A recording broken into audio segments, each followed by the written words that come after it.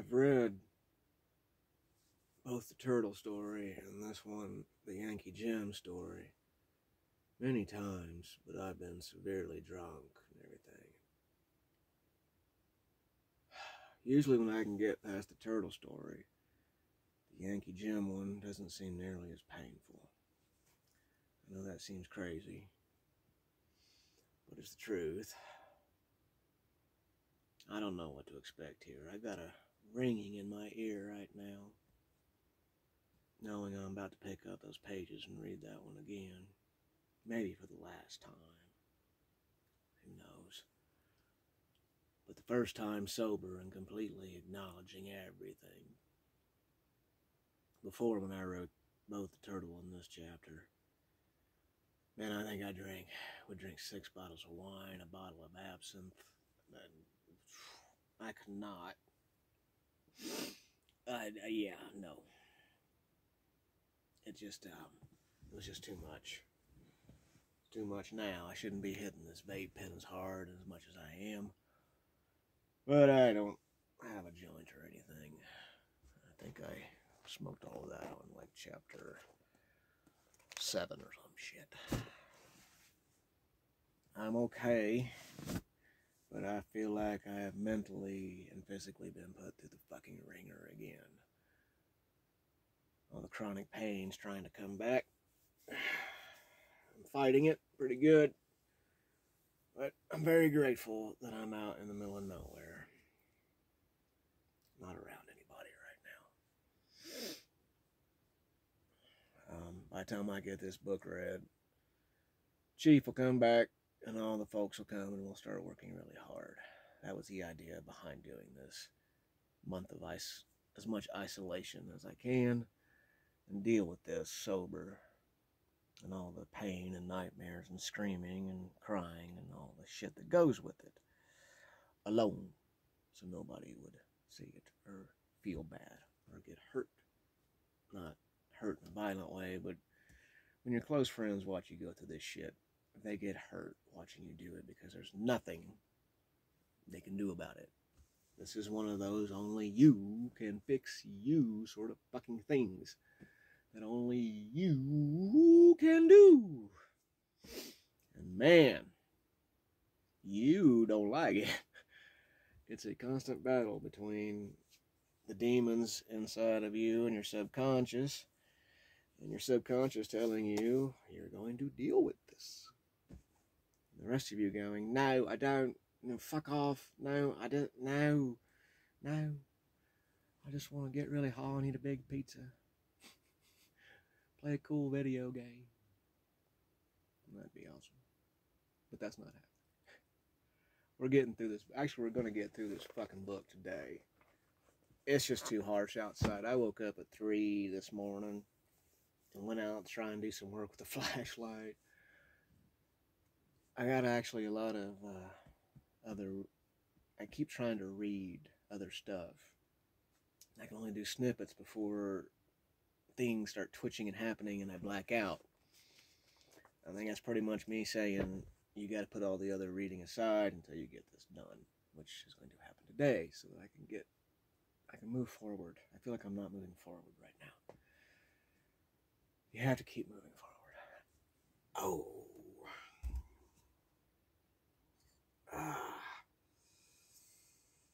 Ow. Fuck.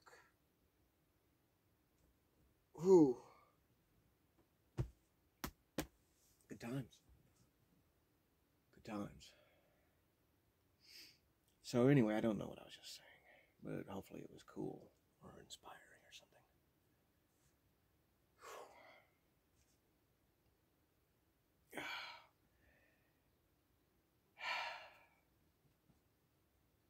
Yankee Jim. Before I begin this chapter, I do want to say some things. This may be a long. This one may be a movie in itself.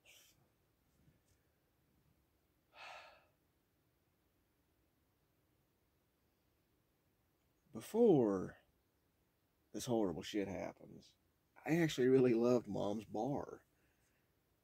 bars. Over the years, in my memory, they've all become one bar. And it was, I can't remember the name I changed it into in the book, but it is a lighthouse. I don't want to get sued for something, so. But what was the name? I can't remember it. I keep knowing the real name, and I don't want to say that. But this bar was really cool because a lot of good live music was played there. And that's where I danced with a lot of the drunk, heartbroken ladies that I'd read poetry to. And they taught me how to dance. It really was a wonderful time because there was no bullies at this time. In this school I was in, I was fucking crazy at this point. And I was the crazy kid that, if you fucked with me, I'd probably take this pencil and shove it in your fucking eye. And nobody would know, they're like, is he gonna actually, nobody knew. I didn't know. But nobody fucked with me. And that was my idea. I hated kids my age. People older than me didn't fuck with me that much. They may give me the sympathy, pity. That is sympathy and pity put together. It is pithy. I gotta remember that. But I didn't mind because I entertained them. I'd make them laugh with my stories and whatnot. So I'd run home right when that school bell rang because I couldn't skip school because school was here and Mom was working here and the hotels and all the nasty things were right here. So I couldn't hide. So I had to go to fucking school. But again, I don't even remember that school, so that's a good thing. That means the kids left me alone and the teachers didn't fuck with me. I love the bar and the pinball machine and the memories before what happens here. It took me holding on to that memory of the good and all the good music. There was great music that saved me from completely falling into the Yankee gym thing and becoming a horrible, horrible person. Growing up and being a horrible person somehow. Because this broke me completely. People ask me why I'm so crazy and weird and whatnot. I'm pretty sure I was always crazy and weird. This definitely turned it up to 11 and put the foot on the gas pedal. This is probably why I have the chronic fibromyalgia pain. This right here. Turtle thing, I repressed so fucking much that I barely, until I started reliving it again. The Yankee Gym thing turned into a monster. They both did. We should get to it. Who knows how long I've been rambling. I covered the clock up on the camera so I don't see it. It's not about the time. It's about getting through this. Getting through this.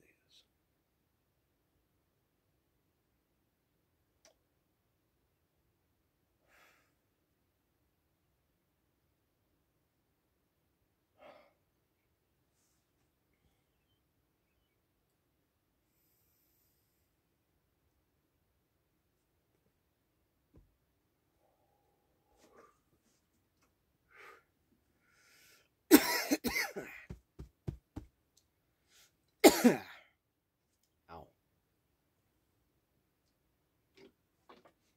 All right. Chapter 9. Searching for the music between the music.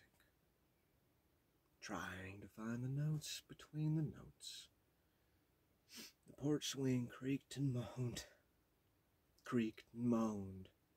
Creaked and moaned as he swung back and forth and stared at the bonfire in the yard. If you were to ask him what time it was, he would not be able to tell you.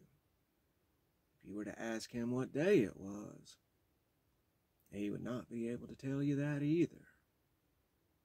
If you were to ask him the month, when was the last time he ate, or when was the last time he slept, get off me, he would not be able to tell you any of those things.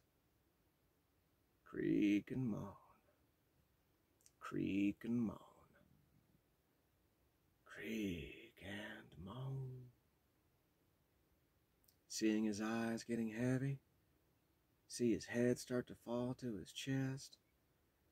Know your fears, let it go. See his head come back up and stare out into the night, then slowly swivel around looking for something. I still do this. I still do this all the time.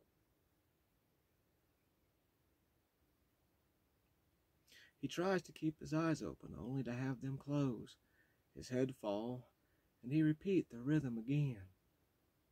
Creak and moan, creak and moan, creak and moan. See the journal in his lap? See the words he has written? Do the dead dance with rhythm? Do the dead dance with soul? Do they dance with some small remembrance of their lives? Or do they start over again with new music, a new life the grave gave them? 1 a.m., when the lights finally dim for the living, the dead begin to wake and slowly ask for a dance, or a chance to listen to the night and its music. Can the dead sing? Can they carry a tune? Like a hillside over there, can the living faintly hear the music played? And does some part of them want to look and find out where that tune is? And may I join in? Do the dead have their own voice? Do they whisper into the ears of the living and ask them to dance? Or at least to listen to the music of a different drummer? Do the living listen? And if so, do they understand? Or just give a tentative ear because it seems like the polite thing to do? He knew what he had to write. He was terrified of it. And he wished she was there. He wished for any distraction. He wanted just to hold her, to be silent. What he wanted and what needed to be done was not the same thing. Know your fears. Let it go. Creak and moan. Creak and moan and creak and moan and creak and moan. He grabbed the bottle of wine by the side of the swing, took a big swig and stumbled out to the yard.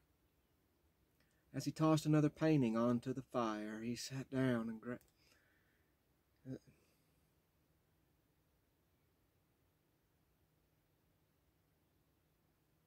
As he tossed another painting onto the fire, he sat down and grabbed one of the journals that had survived the flames. Pooh Bear, where you at, buddy? I need you. Thank you. Just save my spot for a second, okay?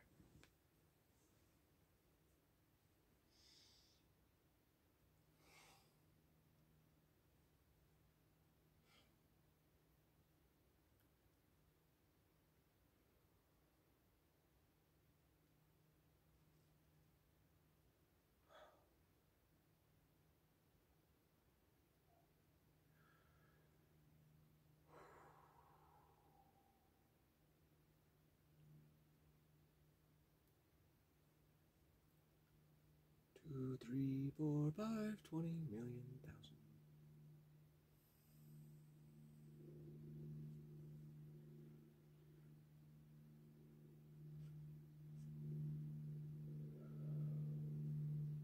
I have no idea if I hit it. Oh, I think I hit it, yes. Nice, okay. Get off me, fly.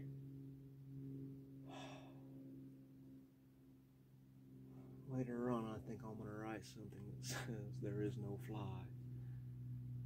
Sometimes I'm not sure if you're actually there or not. It's just my demons fucking with me. Probably a little bit of both.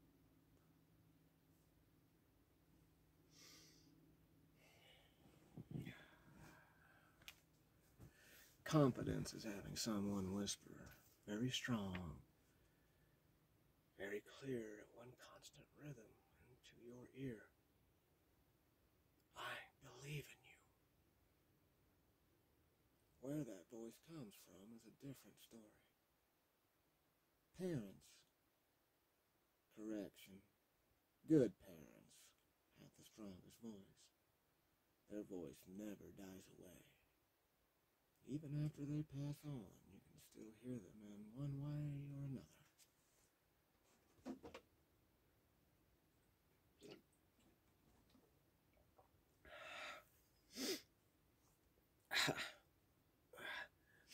Teachers, again, good teachers get off me, have a strong voice. Good friends who have always been there for you. Music at the right time, the right place can stay with you forever. So you are real. Perhaps that one lover that didn't stay, but opened something deep inside and will always be there. I can see the chapter right here, and it's fucking scary. Get off me. Get off me, fly. I don't know. Yeah. Fuck. I can see the chapter, and it fucking totally freaked me out. That was probably not a fly. That was probably just me. Just me. Damn. I better get the trash can ready. The idea is not to puke in the tiny home, because it's a tiny home, and it's 100 gazillion degrees in the desert, so you don't want your home to smell like vomit, and hopefully not dead. And I did a pretty good job the other day on the turtle. I had to have a can right there.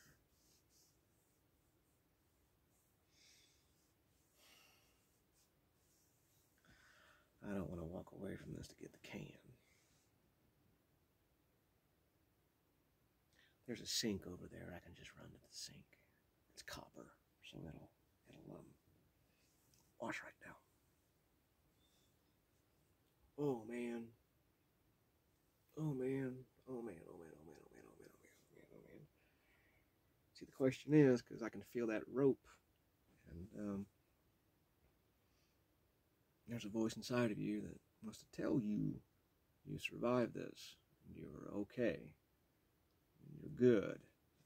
That long list of, doggone it, people like you, sort of thing.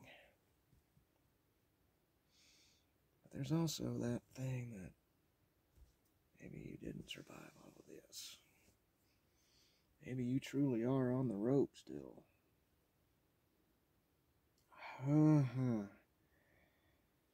And, yeah, no, it's not, you can't explain it. You can't. Boy, it's just a horrible, horrible cold darkness inside of you.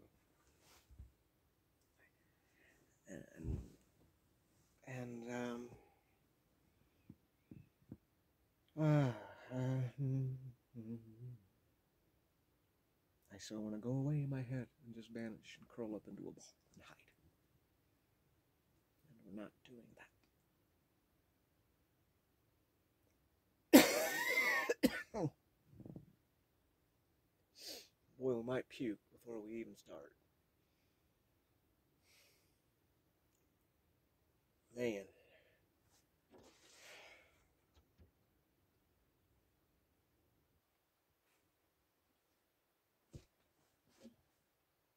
Pee really bad. Everything is trying to stop me from doing this. And I know if I get up to go pee, I get that puke bucket, I will not come back and read this thing. I will walk out in that heat until I make myself sick and dizzy. and then come back here. So no, we're not doing that. We're getting through this. We're getting through this. And doggone it, people like me. Is that Stuart Smalley from SNL? Okay, I still can't. Hang on. Man, oh, okay, man. The heck.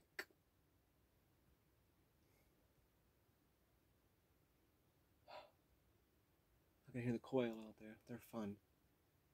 Man, they're idiots. The quail's cry, or bird song or whatever, sounds like, come eat me, come eat me. When they're not doing that, they actually sound very, very cool. And there's a couple of mourning doves that come through here, so that song together, and then whatever the mockingbird feels like singing. Oh, and there's a catbird, too. They're nice. And my two ravens, Ock and Bok. Occasionally, there's a third raven, Ock, Bok, and Dream. I haven't seen them in a while. Man.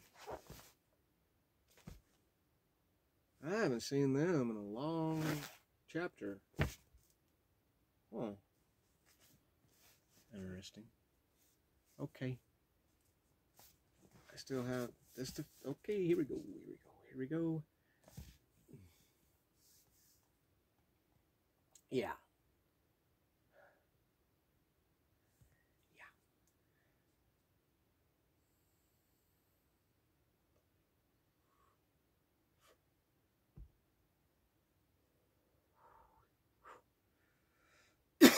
Yeah. Whatever.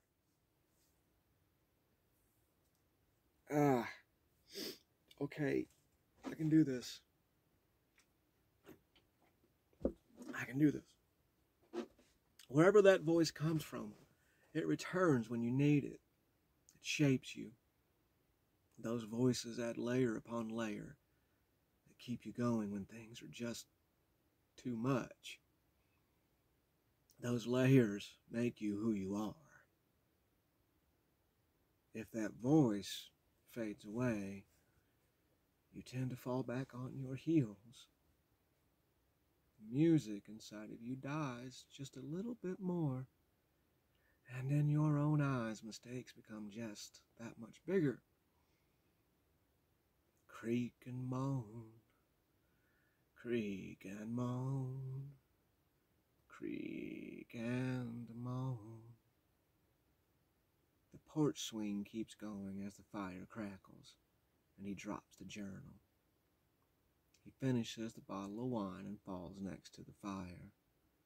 Hitting the ground with a grunt, it seems to open the floodgates, and he rolls onto his back, covers his eyes with his fist, and screams and screams and screams. And the screams are so deep and painful, it feels like they will go on forever. He screams until his throat burns and he can't catch his breath. And it only comes out in pants and cries. Creak and moan, creak and moan,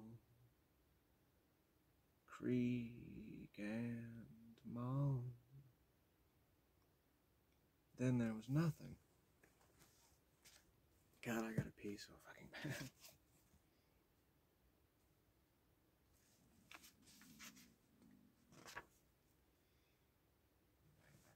Just do it.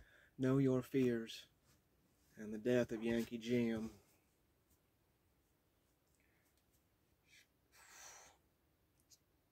Aha. This time it will be different. It was never, ever different. It was always the same thing in a different place, with new faces, but the same ending. I was used to Mom's dates and boyfriends always changing. None of them would stay very long, and I was fine with that. So I kept waiting for the Cajun to go away. He was a horrible, angry alcoholic, and he and my mom were always drunk. And they were always fighting. He didn't go away. He was a married man with 3 kids and was never at home with them. He traveled wherever the construction work took him. And for a month, Mom and I went with him as well. Hang on.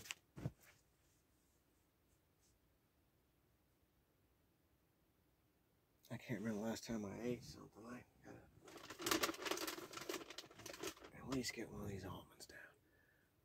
Oh my God.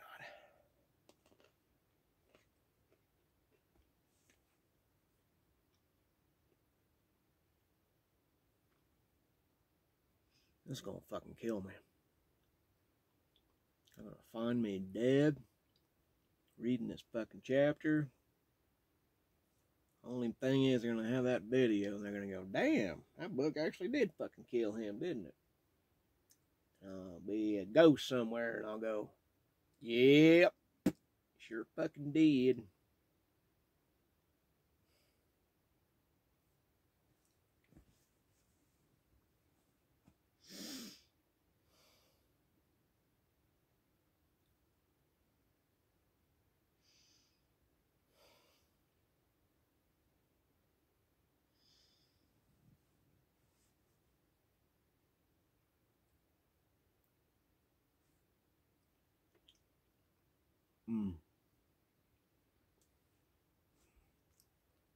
Ah.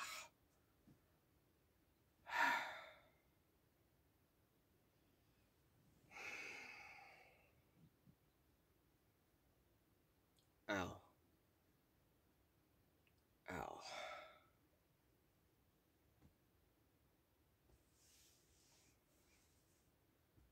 Man.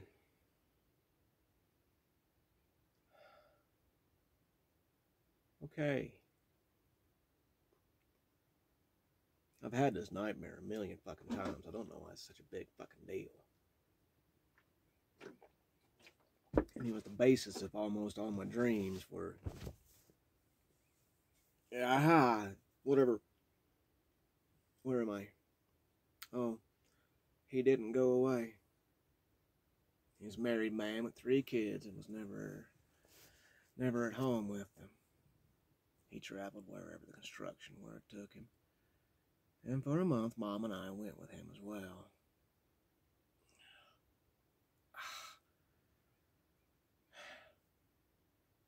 Those thyroid things. They come out when I get really bad. They're almost instant, too. Man, they fucking drive me crazy. We did a hotel-motel dance, living in roach and rat-infested rooms. It smelled like stale alcohol, piss, rot, and raid bug killer. I slept on the floor while Mom and the Cajun took the bed. Always drinking, always fighting. And always away in my head was how I remember that time.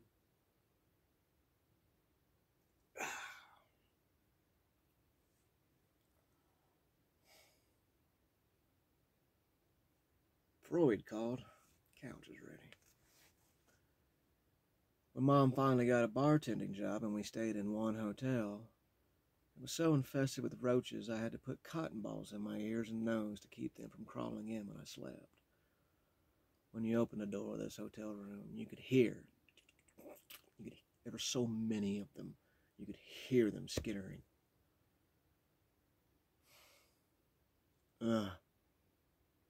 Trying to make up for times she was never around, Mom would let me hang out at the bar until the afternoon crowd came in.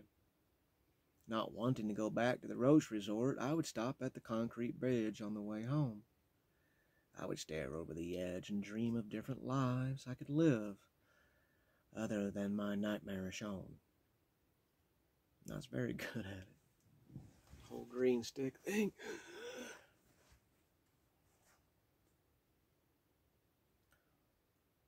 Staring at the gentle moving waters would always take me away to wonderful, happy places. The longer we stayed at the hotel, the more time I spent staring over the edge of the bridge. I actually enjoyed being at Mom's bar and around drunk adults. Man.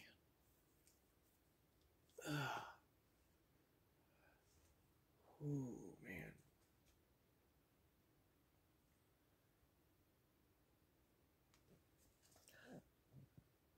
They tended to act like kids when they got to a certain level of intoxication, and they were far more forgiving than real kids. Learning how to blend in and listen to everything and everyone around me, I discovered that if a kid isn't running around being, well, a kid, adults seem not to notice or don't care as much. So I never ran around or screamed or got in the way. I just sat at a table near the pool tables and watched everything. I watched, I listened, I wrote.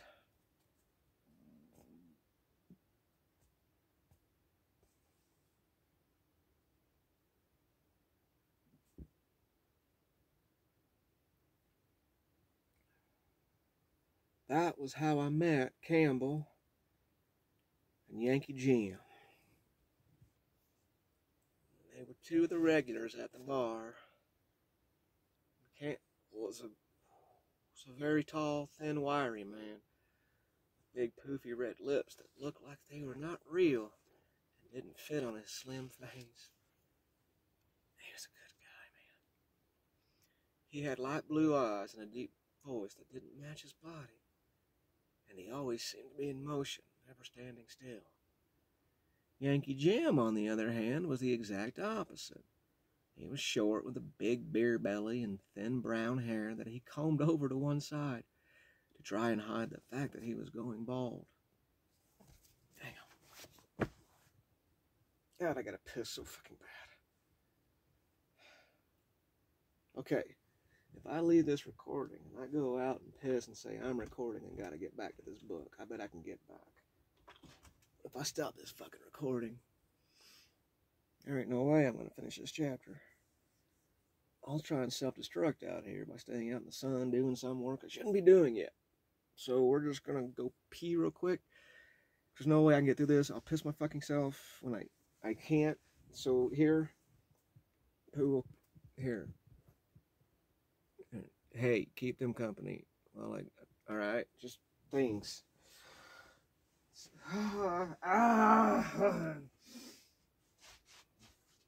Okay, I got this. I'm good. Fuck, I'm good. I'm good. I got this, man. I've got this. Oh, fuck you, son. Dear God.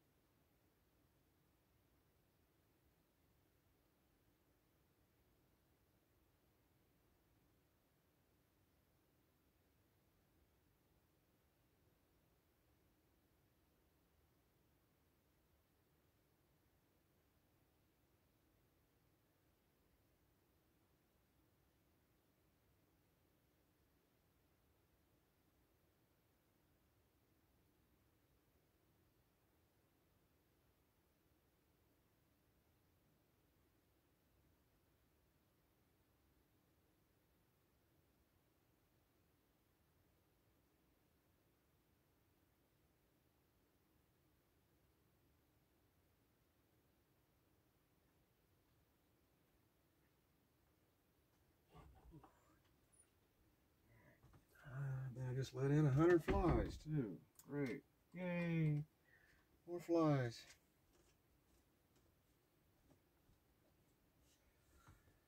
Okay. That was one of those Austin Power peas. But, thank you, Boo. I appreciate that. Alright.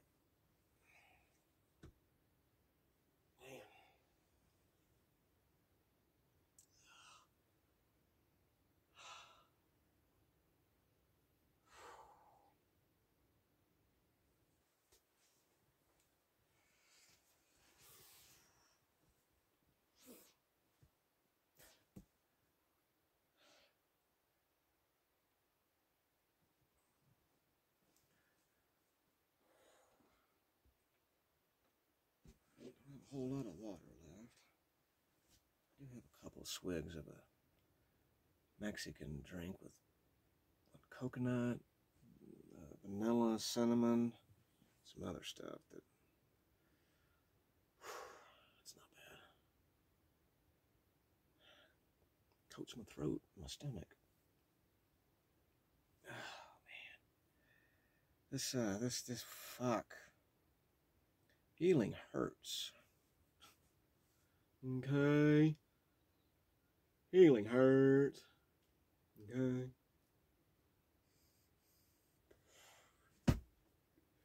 Fly. You're gonna drive me crazy.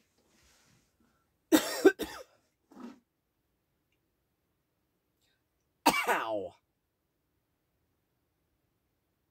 It's like I have to fucking hurt myself to heal myself every time I hit that fucking paper pen too hard. Like being a mental cutter or something.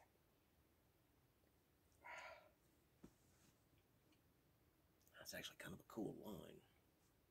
I'm sure that's already out there somewhere. Anyway, okay.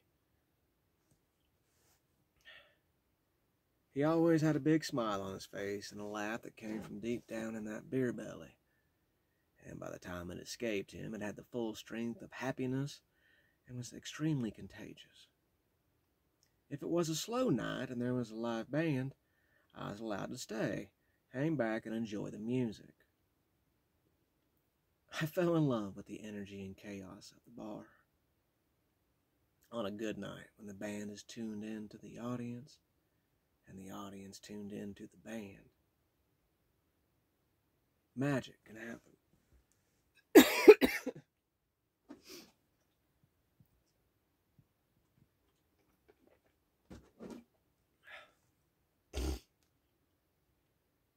It is a magic that cannot be explained, but only hinted at. You have to live it because some magic just has to be experienced. It has to flow through your veins at that precise moment. Then you understand. While the band played, Campbell would teach me how to shoot pool. He taught me how to understand the patience and hidden beauty in the game. He taught me the same patient art of playing pinball and stretching 2 quarters out for an hour. Yankee Jim, well, he showed me that even in the darkest of places in your heart and mind, there was still happiness. He would show me a character voice to do, and then I would go practice it. I'd come back and show him. I will never forget the first one he taught me, Gabby Hayes. That's a character from way back in TV time.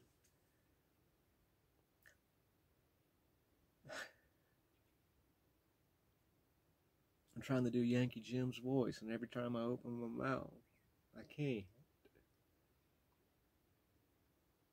I don't think I can do his voice. I'm just going to put your tongue on the roof of your mouth and say, "Hey, Roy, I'm Gabby."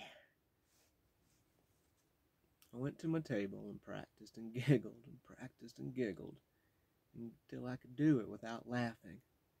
And I walked back to Yankee Jim with a big grin on my face, and I nailed it. He laughed even harder than usual and rubbed my head as he snuck me a drink of his beer.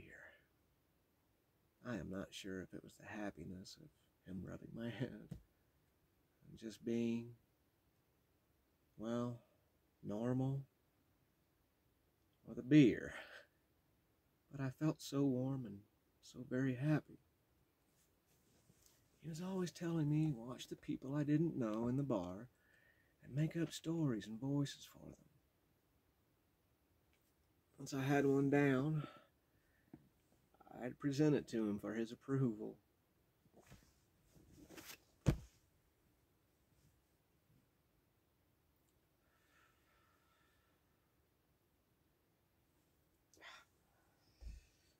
Is there some coffee left? There's some coffee left. Yeah, that's good for your gut, Dana.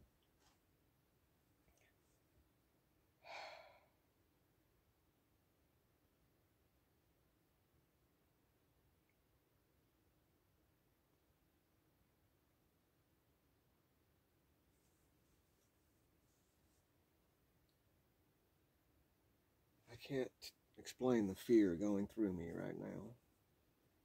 But I can remember what I have said all my life inside my head, and probably really in a drunken voice out loud screaming, my God, what's going to happen to me when I finish this book? Right now it's more like, my God, what's going to happen to me when I finish this chapter?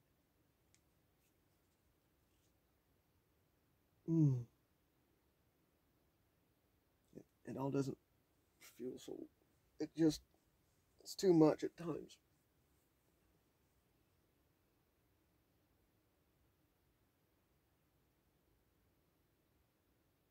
And I'm right back there. I mean, I can feel, taste, hear, smell everything. I've always found the smell of an old dirty bar to be like home. From the beer that's soaked into the floor, the blood that's soaked into the floor, vomit, but also the energy of footsteps dancing on those same floor and releasing all of their tensions, music making them happy.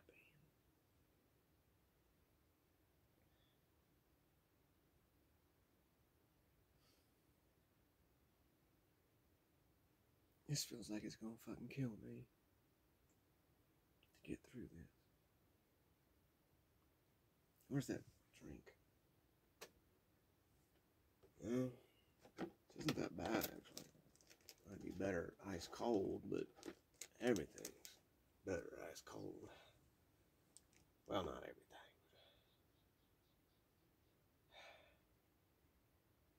Fuck.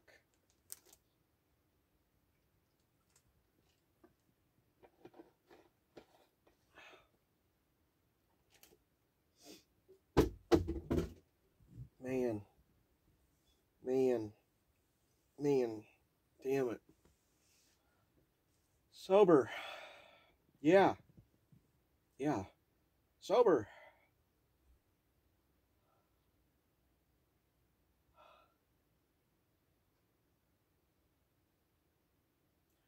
Well, the sun's keeping me in here. I can't go out. I can't run away from this because that fucking sun will kill me. It's right there. It's just that time of year. I love the high desert, but this is one of those times of the year that. But it's keeping me in here, and I have to do this, and it's almost like a sweat lodge. It's starting to get hot now. Which is okay. I got this. I got this. Just get off me, fly. Boy.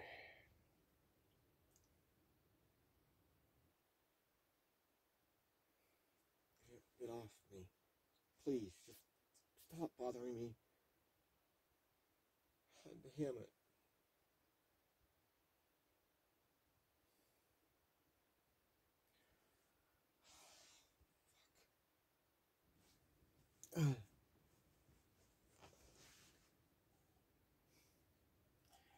Man, this tiny home with the tarp over it, I can't get any wind going through here because it leaks so bad right now.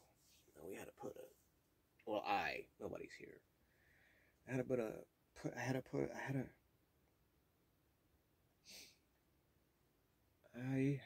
if I can just complete one sentence.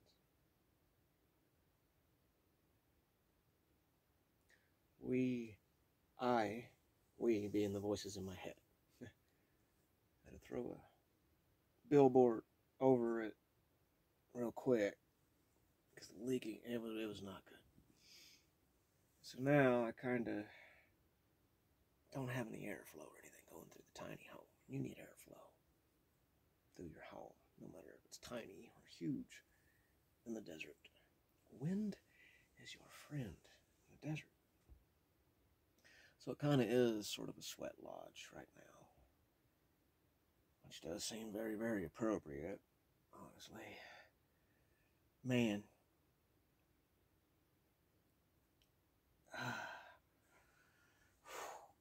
And I always have to fix the body because I banged it the fuck up. And trying to not deal with this right here.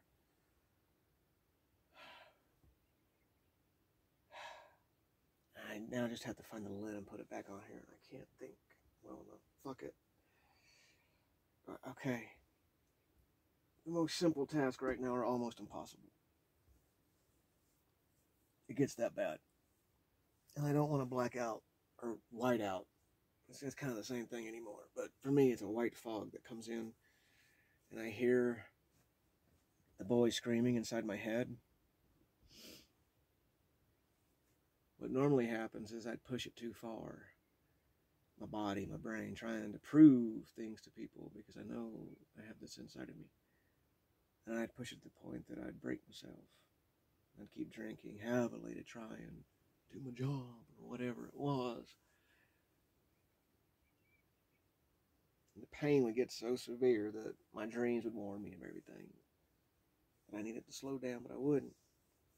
And then the boy would scream like he screams coming up, and like he screams in the turtle. And a fog comes in. The screams are way, way, way back there now. Way, way back there. I have to make sure they don't get right here. If the screams get right here, I go away. I may be talking to you. I may be using different voices. But I'm not talking to you. I'm not there. That's my defense. That's what I did when I was a kid. I had the mad skill of looking at people and talking to them. And I would just tell stories and do characters and I would be gone. The green stick, I bet, was kind of just all in me. I've done that all my life. That's what I do for a living, because if you're good at something and you also use it to heal, you should try and make a living at it so, you know, you're happy and can thrive. Not just survive, but thrive. That's nice to do. Right now, I'm just surviving.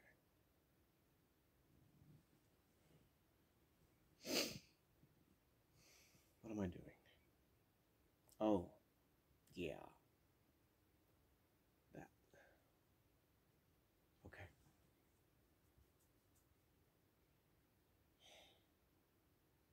Fuck.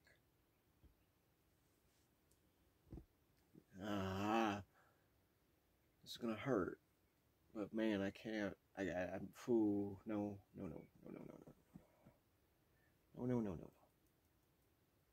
I can't. I can't do this alone. I don't need a drink, but I definitely don't want to feel my body when I'm doing this, as least as possible. It's just easier that way. That's what I used to do, is try to drink myself numb and drink the pain away. And you don't drink the pain away, by the way. You just add more pain.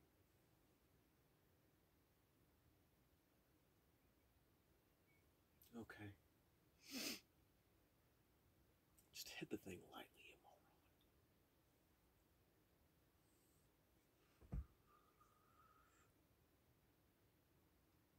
Say Bart.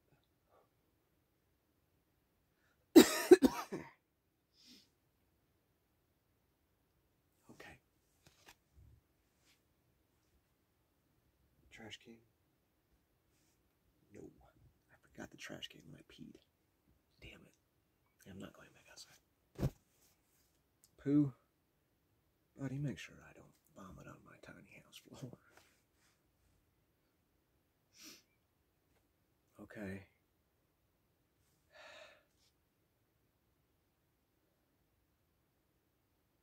He was always telling me watch the people I didn't know in the bar and make up stories and voices for them.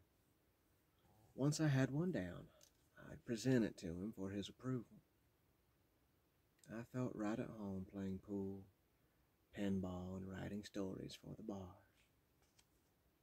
Some things you will never learn in a classroom, I heard Melissa, the library goddess, say in my head, and nodded in agreement. She was right. Aside from Campbell and Yankee Jim, my other favorite part of the bar was the jukebox. Mom and I didn't have too many wonderful moments together. One of the incredibly special ones for me was when she taught me how to dance. I wrote in here, Billy Crash Craddock knocked 3 times. And I do remember as a 3-4-year-old, Mom loved that Billy Crash Craddock album. We listened to it a lot. And the one that I really remember is the song, Rub It In, Rub It In. It's a happy story that I will save for later. In reality, I do remember later on, I was just hopping around with Mom and we sung Billy Crash Craddock together. We were in the bar and she taught me the first dance step, and it was to the Babies, Isn't It Time? Not Billy Crash Craddock, but you should listen to Billy, because later on, when I can get through this, and if I actually am not on the rope, because I feel like I really am at times, I want to do that story, and it's a good one. It's a happy one. Anyway, I remember Billy Crash Craddock knocked 3 times. It's coming from the jukebox. When Mom came around the bar, grabbed my hand, and showed me a very simple but a very special dance. Now just look me in the eyes and take your right foot behind the left, then your left foot behind your right. There you go. Now look me in the eyes, baby. Good. And that was the beginning, official beginning of dancing for me. I loved it. Mom would hand me a roll of quarters and tell me to take half for the jukebox and the other half for the pool and pinball machine. Many times I would dump the whole roll in the jukebox, saying it's $1, put my head on the glass, and stare at all the wonderful music I could play and dance to.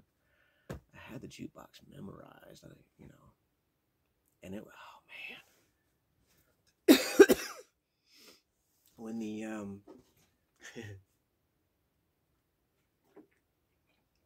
when the jukebox dude came in to switch out some of the music, that was a wonderful fucking day. That dude liked me too, because I love music. He would open that jukebox up. He had on that blue, work uniform blue that everybody had to wear. And he had a hat that said Major on it. I think he was in the military, because you can kind of tell people hold themselves. And man, I would just stare into the jukebox. And when the albums came out, he'd let me hold the records. And he would even ask me, well, now, what do you want in here? Because he was just supposed to put in certain things. And then it depended on at the time, but I remember asking him for Joan Jett, although he didn't really have to ask me because that song exploded. But I do remember going, are you going to put Joan Jett, I Love Rock and Roll in there? It's already in there, little guy. Pac-Man Fever, Toto, man, so many songs. Kool and the Gang. I impressed him when I asked him if he could put Kool and the Gang Jungle Fever in there. And then I think I asked for Santana, I'm winning. Or winning. I remember dancing to that.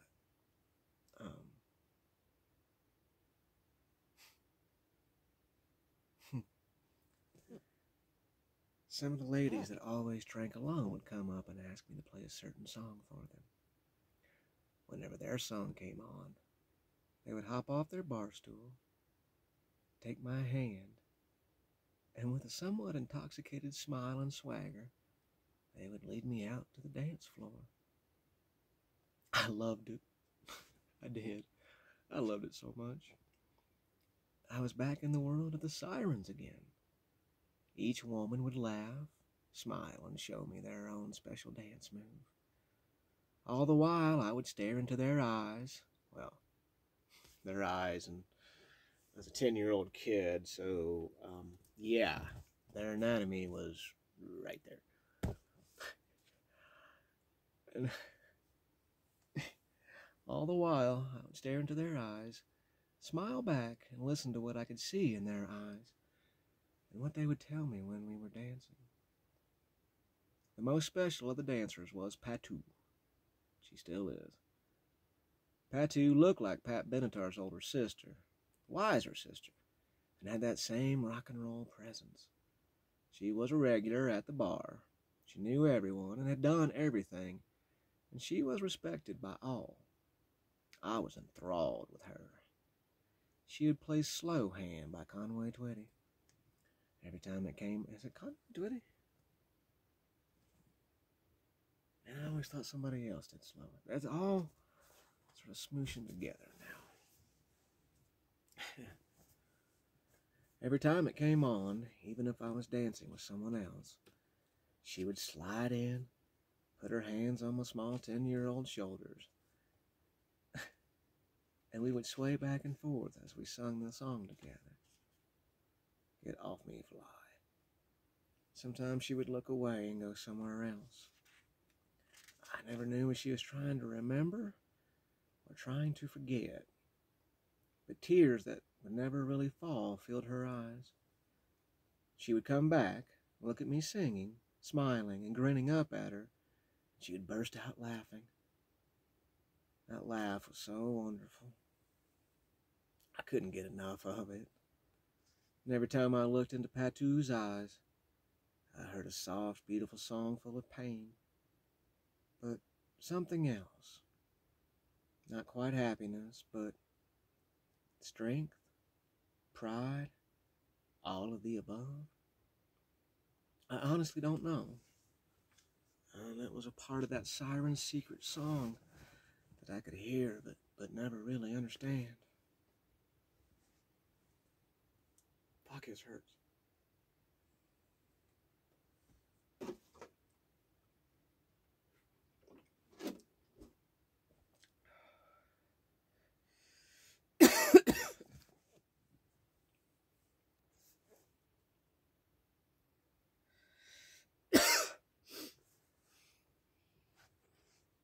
Every time we danced, I do believe she healed a part of me. She filled an empty space in my lost heart. And I honestly do believe that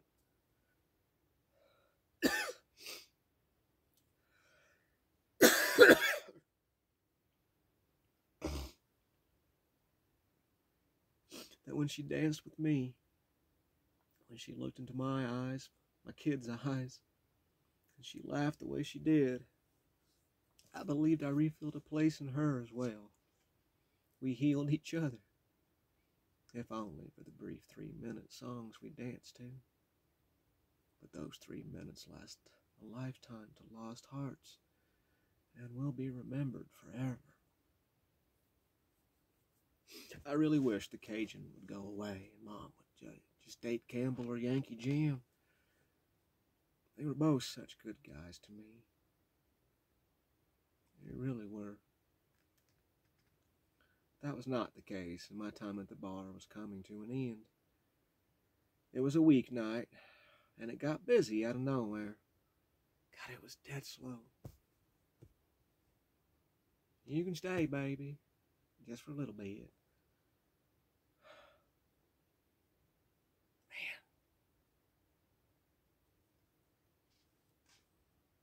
It was one of those high-energy nights where people just let everything loose. Their home lives had boiled, hissed, and steamed inside of them to the point of explosion, and they just wanted to drink, dance, laugh, and get it all out.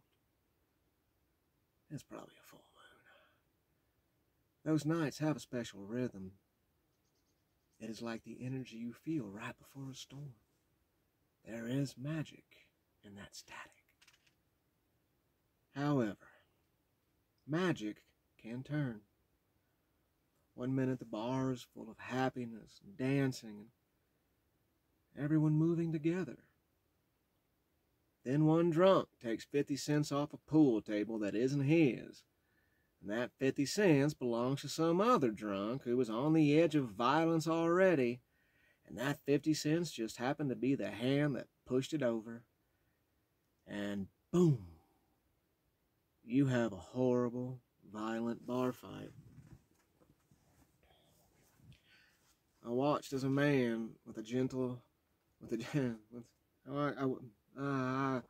I watched as a tall man with a white 10-gallon hat, white cowboy boots, and white corduroy pants break his pool stick over another man's head. Splinters of wood, blood, and skin splattered against the wall as the man fell to the floor. Someone else grabbed a beer bottle and broke it across white cowboy's face, sending more blood on the wall and him to the floor as well. And just like that, the bar became a concert of violence and incoherent screams. A big biker with a leather vest 2 sizes too small for his burly chest tried to smash a smaller man's head into the bubblegum machine. The glass shattered and a rainbow of bubblegum and blood bounced across the floor. Two men fighting met the bubblegum, and they collapsed to the floor as well. Campbell was heading towards me when white corduroy cowboy got up from the floor. Campbell kicked him in the head and kept walking towards me. "Little man, get under the table," he yelled at me as he pushed another man out of the way. Campbell didn't see the bloody white corduroy cowboy get back up. I tried to scream for him to turn around, but it happened so fast. With the snarl of anger, blood and spittle coming from his mouth, white cowboy slashed a broken beer across Campbell's head. Campbell looked like someone suddenly poured a tomato soup over his head as his eyes rolled back and he went to the floor. Suddenly arms were picking me up and rushing me out of the back door and into a car. It was Yankee Jim. "Time to fly," he said with his usual laugh as we took off out of the parking lot. That was the last time I was allowed in the bar. And then there was nothing. It was Halloween. Mom was at work and I couldn't stand to be in the Roach Motel any longer. There was a nice Chinese lady that owned a restaurant by the hotel. I'd wash dishes, tell her stories, or just make her laugh, and she would feed me. I found it funny that she never served Chinese food, but had the best chicken fried steak for miles. Every time I walked in her door, she would squint at me, smile, and if someone was in her restaurant, she would say in broken, stereotypical Chinese, "Ah, you back again! You like chicken fried rice, yeah? Stay, sit." Translation: You are back again. You like chicken fried steak. Sit down and eat. I always smiled because she didn't really speak that way. She was a broken English Chinese lady that cooked incredible Tex-Mex food. However, I was one of the few people who really knew she spoke with a Texas accent, and I wasn't going to say anything. After serving all her tables, she came down and sat with me. "Ah, you write me good story, yes?" she said, squinting at me. I choked down a laugh. I swear she laid that accent on more just to see if she could get me to giggle or laugh. I told her I would after I went to the bridge. Stereotypical bow, she replied, "Ah, lucky fortune cookie, you want say. flowing waters, still creativity. I never officially saw any of these famous fortune cookies she spoke of, but I love the sayings. I finished my plate and was going to do dishes when she shooed me out the door. Flowing creativity, wait for you. Go! Leaning over the bridge, I was watching two giant snapping turtles swim around and terrify the other aquatic wildlife when I heard a car stop behind me. You never knew what kind of people were going to try and talk to you in that neighborhood.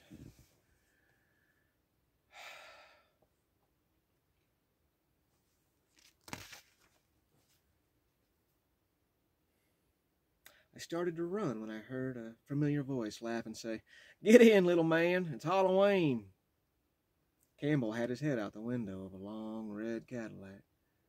I could hear Yankee Jim laughing in the car as Campbell hopped out so I could climb in the middle, and then we were off.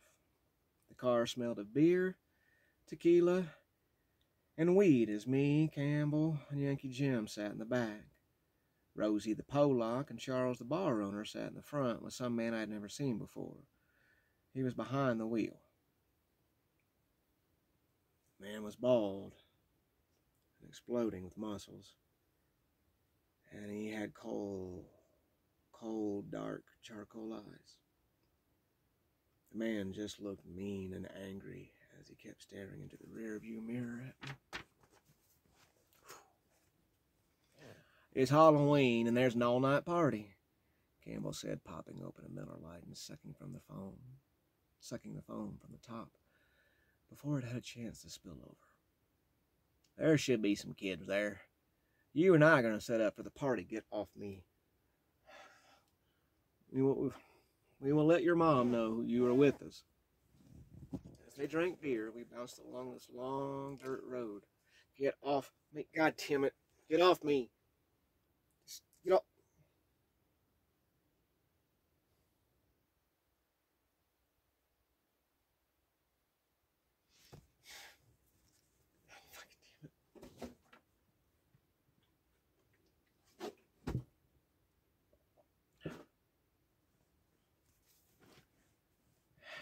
Campbell and I got out of the car, and the Cadillac sped off down the dirt road. The place was a giant field with 3 trailers, a small shotgun house, and off in the field was another house that looked abandoned. We spent the day setting up tables, stacking wood, and icing the kegs of beer. I noticed all the stitches in Campbell's head and asked if that was from the bar fight. He nods but didn't say anything. And then life gets weird. As we finished setting up the fire pit, a giant of a man came out of one of the houses and yelled for us to get our shit in here and eat. We walked in, and the house had an overwhelming stench of dirty dishes, beer, and stale cigarettes, fried bacon. We sat at a metal table in a tiny, filthy kitchen, and I watched as the guy scooped out of this big pot some shrimp and crayfish and then poured them in this bottomless bowl. And from another pot, not as big, but could still hold its own, he poured this red sauce over it. His massive frame bent down with a loud grunt. He farted and then climbed in the fridge. He came out with 3 brown bottles with no labels on them. He popped one open with his thumb, poured it into a dirty jar, and set it all down on the table in front of me with a loud thump. He does all this so fast and never says a word. There in front of me was this huge bowl of food and that massive, mysterious, dark fluid. I am sitting at a table too big for me, and this guy sits down in a chair that creaks and moans like it is about to break. And he digs into the shrimp sauce like an animal in the wild kingdom. And I thought, what am I supposed to do now? Campbell grabbed a bowl and took a big swig from his bottle and started talking to this guy in French. They go on, and I'm just sitting there caught in this bizarre, dirty food frenzy, and I still have no idea what I should do. So I just watched them.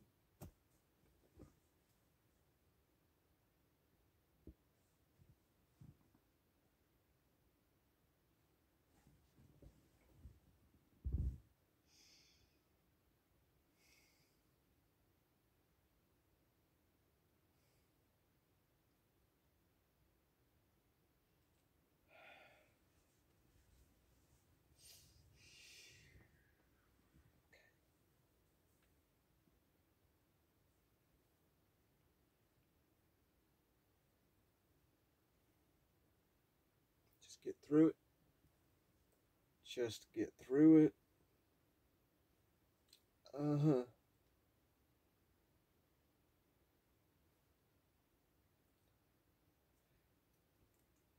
Oh, man. Oh, man, oh, man, oh, man, oh, man, oh, man, oh, man, oh, man.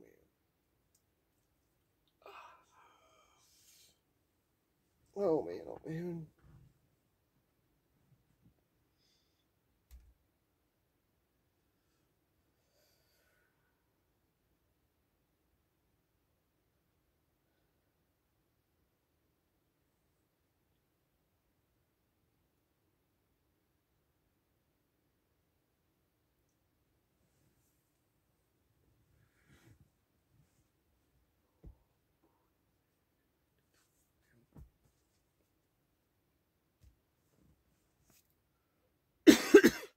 The big guy gets up and looks into a different pot, sniffs the air above it, gives it a nod of approval, and grumbles, "Mushroom tea's ready." He had a face of leather and stubble, and he reminded me of that pig in Charlotte's Web. Not Wilbur, but the big one at the fair, all squinty-eyed and snorting. The pig man sits down with 2 big cups and 1 small cup full of the tea. Before he hands me the small cup, he looks at my plate, then at me. "Something wrong?" he grumbles. Man, I was scared. I was really scared. I looked over at Campbell for some help. He grinned and raised his hands as if saying, "Hey, you're on your own." "Well," I said, "sir, I'm not sure what to do." The old man grunted or he laughed. I'm not sure which. "Say grace if you feel the need. Drink the beer. Suck the head out of the crayfish, and if you want the shrimp peeled, peel them your fucking self. Bruce, where'd you get this kid?" Bruce laughed. "I picked him up hitchhiking." "Where are you from, pint ass?" Another red shrimp vanished into his mouth. "Indiana, sir," I said, feeling myself shrinking into the chair. "Yankee. No wonder the food scare you. Damn Yankees don't even put salt or pepper on their food. All the same, I poured it. You eat it. How old are you?" "10, I said, and grabbed one of the shrimp. My hand was blood red and sticky. I did my best to peel the shell off the meat, and then I closed my eyes and shoved the whole thing into my mouth. The heat hit my throat, and I gasped. I grabbed the jar and gulped down whatever dark, thick fluid was in it, and I tasted what I think sweet, choking darkness would taste like. The heat just kept coming. I coughed, I choked. Jesus, I never had that much going on in my mouth at once. And Pigman and Campbell laughed as they smacked the table with their hands. I panted trying to get the heat out of my mouth, but that made it worse. I drank from the black mass again, but the fire wouldn't go away. My eyes watered, my nose ran, my tongue I knew was dissolving inside my mouth. And they just kept on laughing. I raced to the sink and started drinking from the faucet, but my God, that made it just that much hotter. Finally, Campbell walked over to the cabinet and pulled out a jar of honey. "Here you go. Put this on your tongue. You'll be fine." I shoved my finger into the bottom of the jar and stuck it in my mouth. There was relief for a moment. I sat back down in my chair and sucked all the honey off my finger. "You see," the big guy said, grabbing a crayfish and popping it in his mouth. He made this loud sucking sound, then spitting some shell out on the floor, he said, "Certain things you have to love. Food, women, music. With all of them, there's a certain amount of difficulty. Some are hard. Some are smooth. Some are rough and may come close to killing you." Toss the empty shell in the trash can. "But the trick to all of it is the first taste of anything. Don't think. Just take a breath and let it out slowly. You'll enjoy the taste or you won't. But take a second to decide. Not the first thought in your head. Now take your finger out of your mouth. The sage words seemed odd coming from the dirty, laughing pig man, but I nodded, understanding the best that I could. Bruce tapped my glass. Don't tell your mama we are giving you beer. Pigman hands me one of the small cups, then hands Campbell the other. Well, Pigman says, holding the teacup towards me. Time to be a man. Bottoms up, Yankee. I clinked his cup with mine and started to drink the tea. It tasted like dirt and shit, and I almost spit it back out. I knew if I did, there'd be hell to pay from Pigman, so I choked it down. Campbell patted me on the back and laughed. Gonna be a hell of a Halloween, little man. Hell of a Halloween. And then things got even more weird. Crazy thing is, now I use those same mushrooms. I use them to heal now. The sun went down, and as I watched it fall behind the horizon, I could hear the party behind me. And it was coming alive. Suddenly everything made sense, and deep inside of me, it felt like everything was going to be okay. There was this strange warmth, and it was like I was walking through warm water, but I could still breathe. And everything just felt so clear and clean. The bonfire reached to the sky like happy fingers caressing the night's belly and making it laugh. Adults and children were all disguised as someone else and letting go at least for one wonderful night, forgetting everything as they laughed and danced around the fire. There was laughter, music, singing, and dancing like none I had ever seen. Sweat rolled off my body as I laughed and danced with the night. AC/DC screamed from the speakers about being shook all night long, and I shook right along with them. The drums were beating in my heart. The guitar was sliding through my veins. The words echoed in me like they were angels caressing my thoughts with sandpaper lightning that I just could not get enough of. I ran back into the kitchen and poured some more of the tea and carried 3 coffee-stained mugs out to 2 valley girls. I met them dancing by the fire, and they wouldn't stop giggling at me. I think there is alcohol in this because Bruce said it packed a heavy hit and a trip. It tastes like shit, by the way. We gagged our way through the cups. And then there was nothing. You feel okay, Indiana? Campbell was squatting beside me. The campfire lit up half his face and cast constantly changing shadows on the other half. Voices and strange echoing laughter kept coming in and out, like they were falling or running away. And right before they were out of reach, they would all come running back to me until it was so loud I almost couldn't take it. And I could feel all the sweat pouring off me like I was raining and the earth was dry, and it needed me in my rain. Laughter. I could hear so much laughter. It came from everywhere. Are they laughing at me? One of the shadows on Bruce's face opened its mouth. I reached up and tried to grab the tongue that it was sticking out at me. My mouth wouldn't work. I took a deep breath and went back to looking in the fire. Campbell shook my shoulder. Indiana, you okay? I'm okay, I think. Well, your 2 giggling princesses are looking for you, and one of them has the hiccups. Try giving her a kiss to make them go away. I heard that works. Bruce picked me up. He set me on my feet and smacked my back to get me going.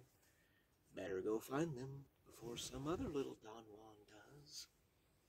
Oh, girls, I thought. I really like girls. Then there was nothing.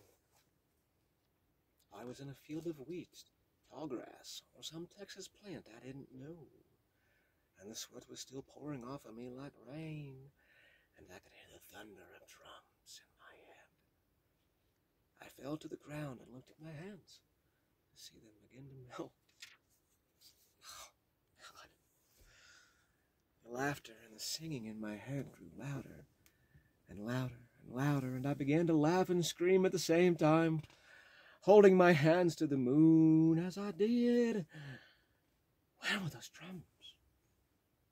If I can just find those drums, everything will be okay. I hope I'm still good on memory. I'm not stopping this fucking camera now. Well, shit, I lost my place. Of course I did.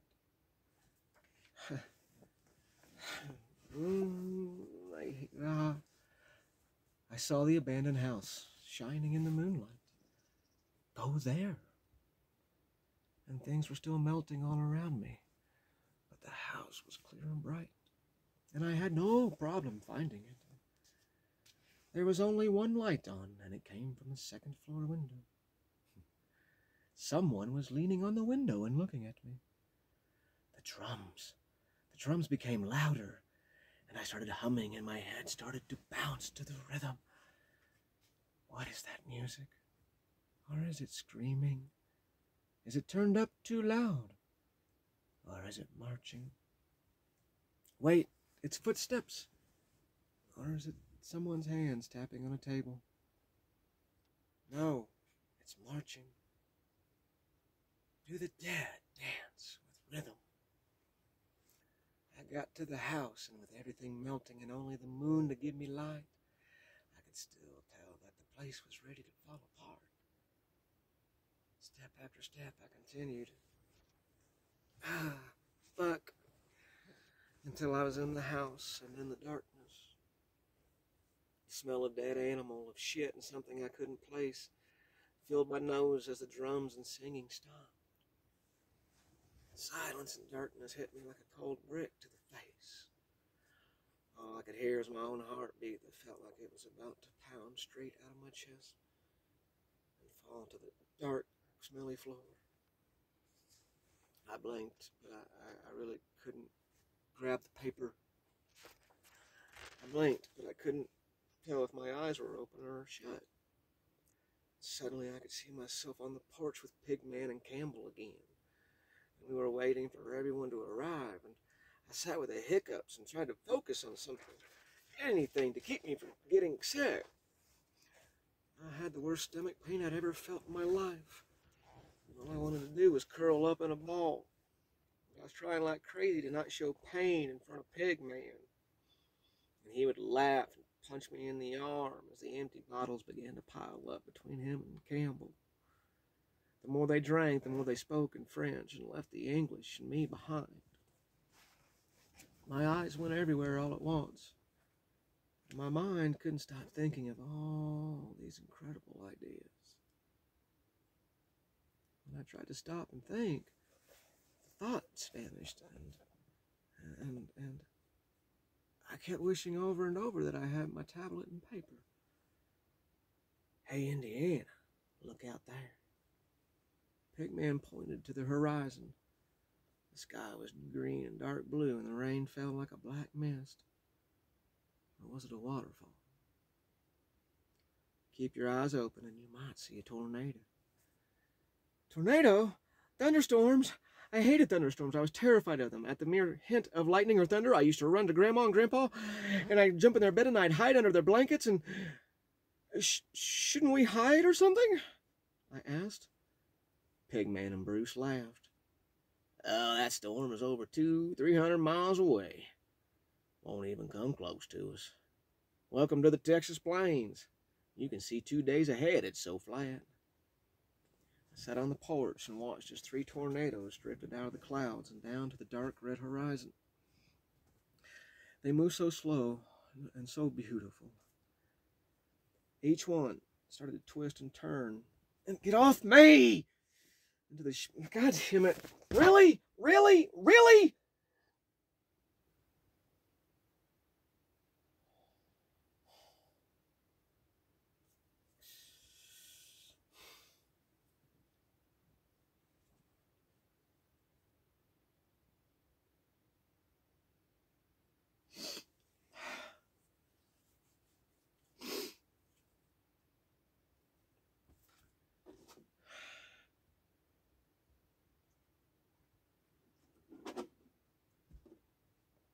Oh, man. Oh, man.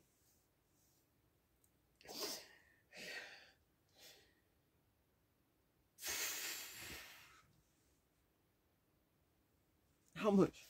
I can't. Okay. I'm almost there.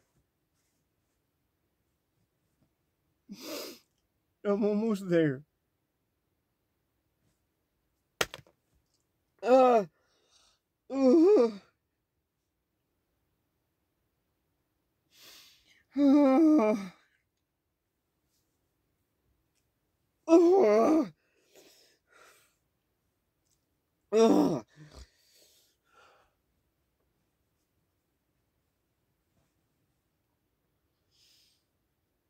God, this could nah.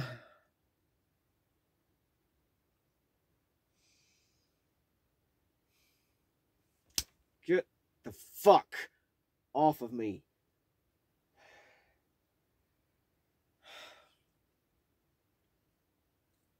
Oh, man.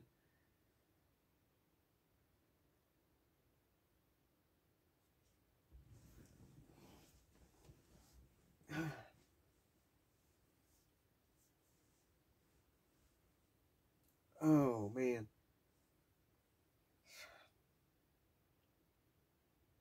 No. Fuck.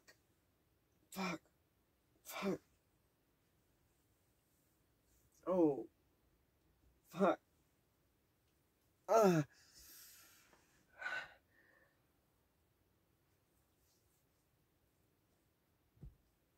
No. No. No. No. Ah. No.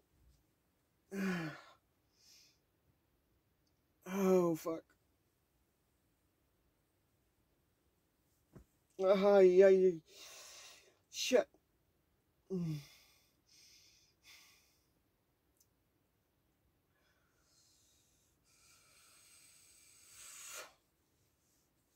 Oh, my God.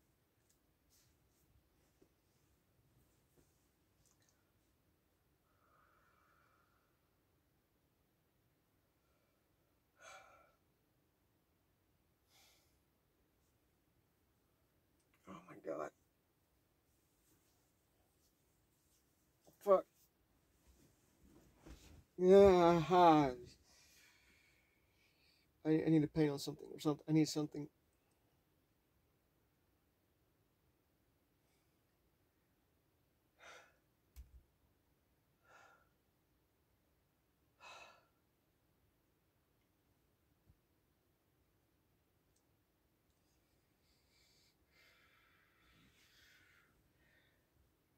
Can't let my hands curl in. My hands curl in, that's it.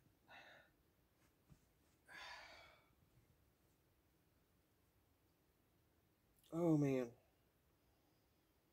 Wow. Wow. Fuck, I can't even grab. Ah.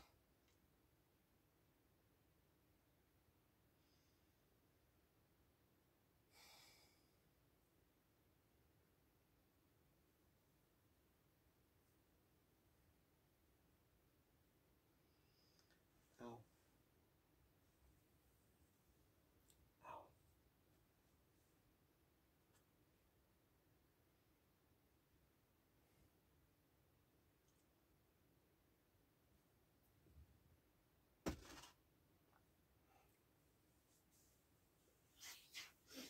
I swear I'm gonna write something about a fly when I get through this fucking thing.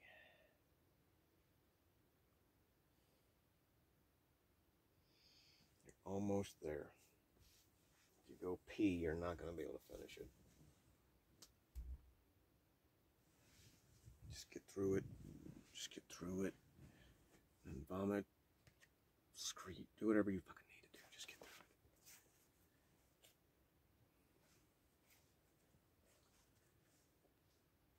I sat on the porch and watched as 3 tornadoes drifted out of the clouds and down to the dark red horizon. They moved so slow and so beautiful. Each one started to twist and turn into the shape of long, dark, naked women, with their arms reaching up into the clouds above. And they began to dance. The more I started, the more I stared. The more I heard each siren in my head, telling me to keep listening, to keep watching. Know your fears. Let it go. I opened my eyes, for the vision vanished, and the moon was shining through the boards, covering the window, revealing some stairs in front of me.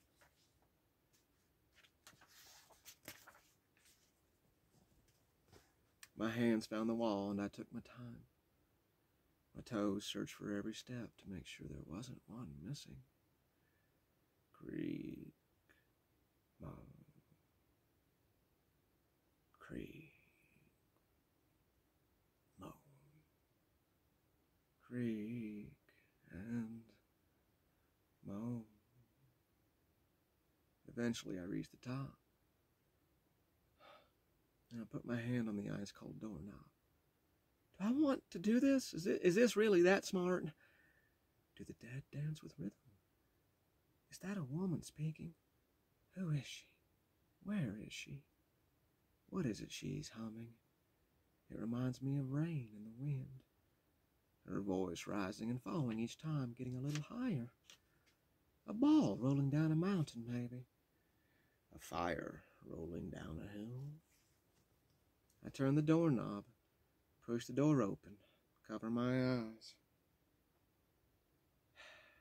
From the bright light, the sweet smell of vanilla. I'll be damned. That's not flies. That's me twitching so fucking bad. Well, that's a terrifying feeling to have.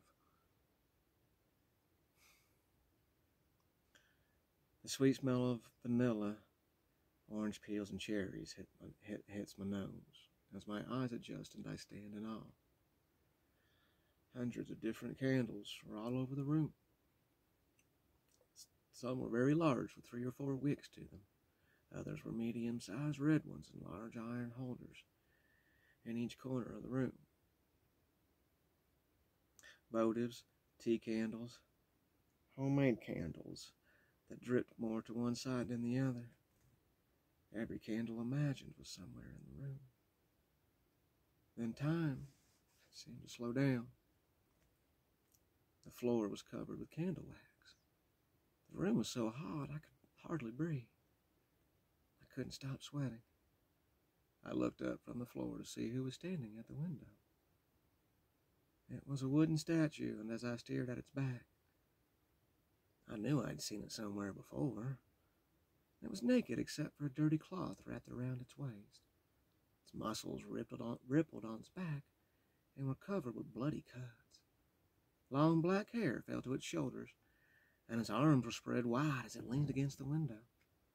I moved closer, careful not to kick over any of the candles. Originally, something was nailed to its back and arms, but someone had removed it, but left the nails. I stepped around to the front and looked into the face of Christ, and his eyes were rolled up, looking at the ceiling. Now, there is a fly, though, right on my book right now, so I'm not completely insane. You're driving me crazy, fly, and I really don't want to kill you. Just please go away. The red candle that hung above his head had dripped wax down on his face and chest, making it look like he was crying blood. I should have been scared. I should have felt something, but all I could do was stare. What was going on, and where was that music coming from? Searching for the music between the music. trying to find the rope between the rope. The notes between the notes, not the rope between the rope. I looked around, and there were several different statues all over the floor. Some looked like handcrafted grass people. Others were cheap store-bought figurines of saints. There was a Buddha, an elephant with many arms, horse statues, cat statues, men and women twisted together to form one person. There were statues and candles everywhere. Was I standing in the middle of gods? I heard a loud bang. I screamed and jumped back against the window. The door had slammed shut behind me, and that was all. There was a full-length mirror attached to the back of the door. I stood looking at myself and Christ in the candlelight. I was covered in sweat and completely naked. The Halloween mask that had been painted on me earlier had ran and bled, and the fly. No, that was the fly. That's some sort of Freudian twitch, but that's the fucking fly. The Halloween mask that had been painted on me earlier had ran and bled into some sort of face-melting ghost. As I stared at my reflection, I also read the words someone had painted on the mirror. Listen, know your fears, let it go. Then there was nothing. Then things get terrifying.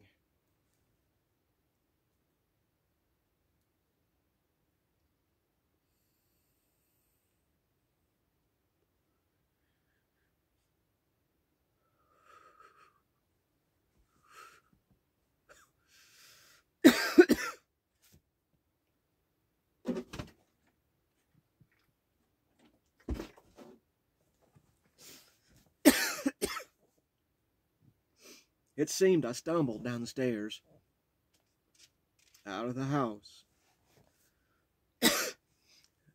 and into some sort of wild, mad carnival. The bonfire had every creature imaginable dancing around its flames. Angels danced with demons. Ghosts embraced people. Fire moved through water as water moved through fire. And there was this odd balance I couldn't figure out. But I stumbled through it like a wide-eyed, sweating madman, laughing. Everything came rushing at me and past me so fast I couldn't keep up. Know your fears. Let it go. Come dance.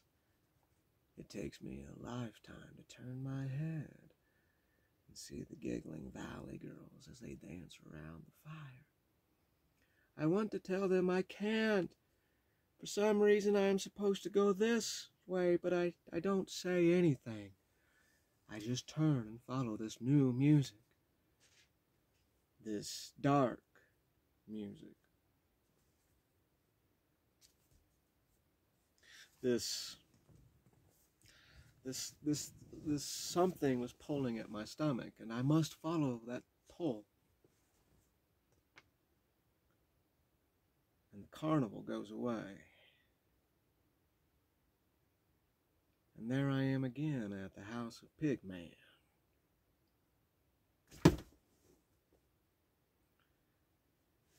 Know your fears. Let it go. Searching for the music between the music. The notes between rope. Home is a fire that keeps rolling downhill. And confidence is moving, keep moving forward, even if it is through your own nightmare. And I keep walking to the house, because I can hear Yankee Jim's laughter. Pooh Bear, hold that page. It's like...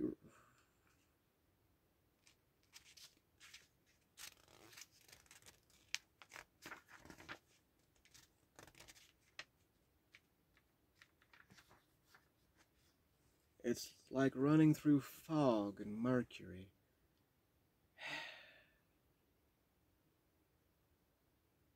I'm going behind the house. I am turning the corner. For some reason, I still don't know why, I decide I'm going to pretend to be James Bond. And I'm going to shoot the villain that has Yankee Jim. I hold my finger like a gun.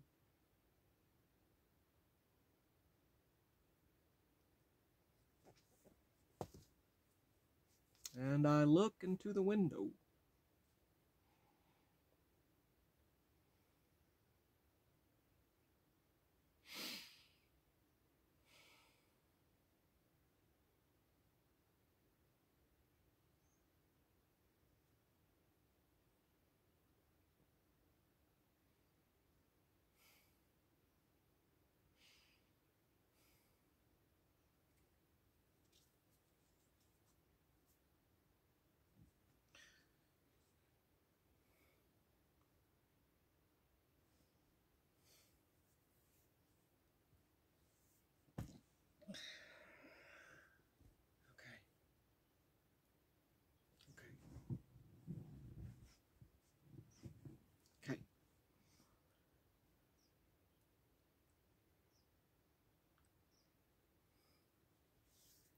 Okay.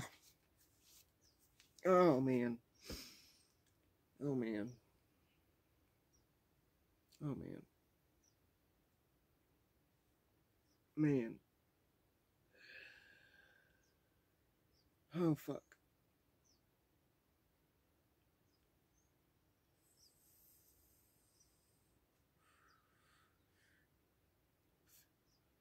I don't think I did. I don't. Okay. All right. I can't. I don't. I can't.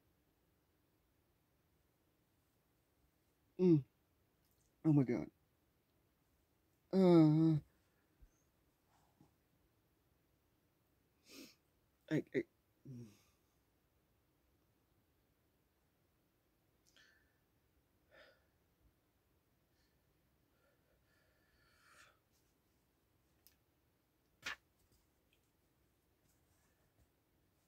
Yankee Jim sitting at the kitchen table, talking to Charles, the bar owner, who was pacing the room. A lot. Quickly.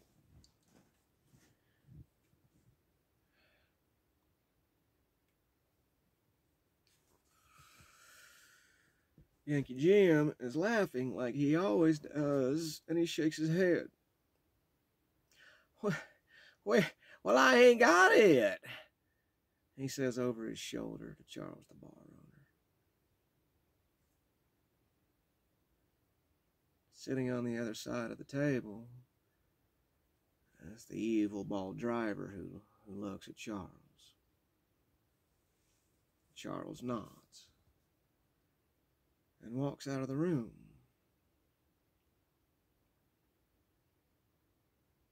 Evil bald guy brings a gun out from underneath the table. He puts it to the temple of Yankee Jim, who is no longer laughing, but has wide staring eyes, and his mouth is open to say something. And there is an explosion in my head. It rings like a blinding white light. But I can see the back of Yankee Jim's head explode. And it hits the wall and splatters in terrifying, slow motion.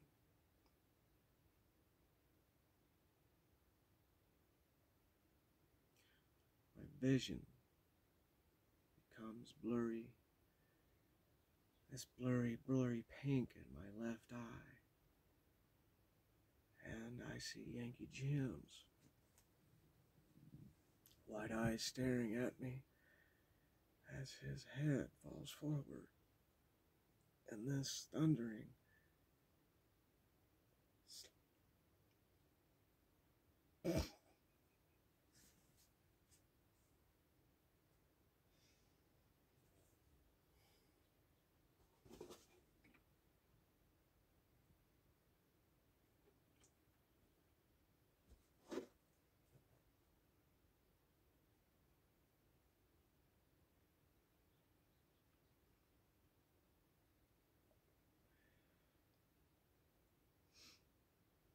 as his head falls forward in this thundering, slow motion of an echo.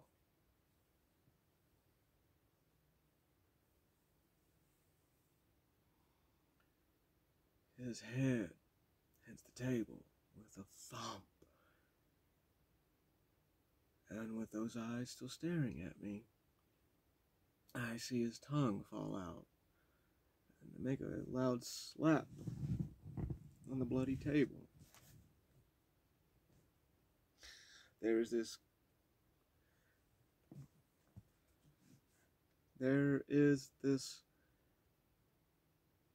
gurgling that escapes his mouth as he stares at me. And there is screaming. There is so much screaming. Is that me? Yankee Jim keeps staring at me with blank eyes. I am picked up, and the world goes sideways as someone carries me away. There are screams everywhere as we bounce up and down and back out into the field. Rosie, I hear Campbell say above me. Campbell! All I can see is Yankee Jim. Over and over again. As his head hits the table and he hisses at me. Dear God, did he see it? Is that blood on his face? Oh my God. Yeah, and Kent gave him mushroom tea. What fucking idiot gives a 10-year-old? Rosie, not now. Suddenly I'm looking at Campbell and Rosie together. One of them is holding my shoulders. And staring at me. They're smiling big smiles and trying to speak in this soothing voice, but their voices are so shaky. And all I can see is red out of my left eye as I just keep screaming and screaming and crying and screaming and screaming.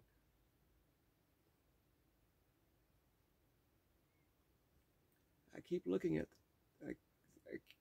listen, baby. Rosie is wiping something off my face. This was a dream. Just a story you created in your head. This was just a dream.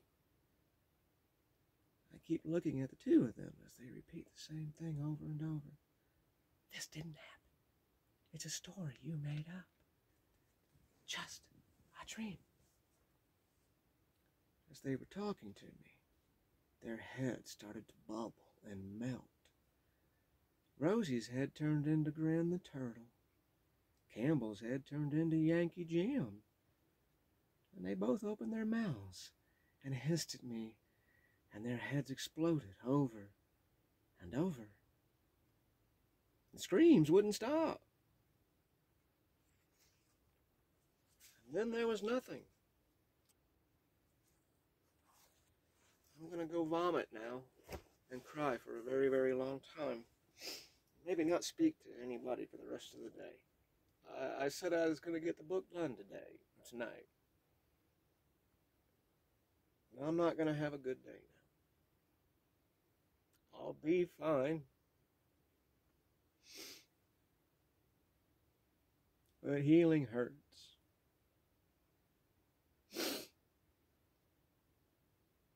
Okay, that's it. I can't.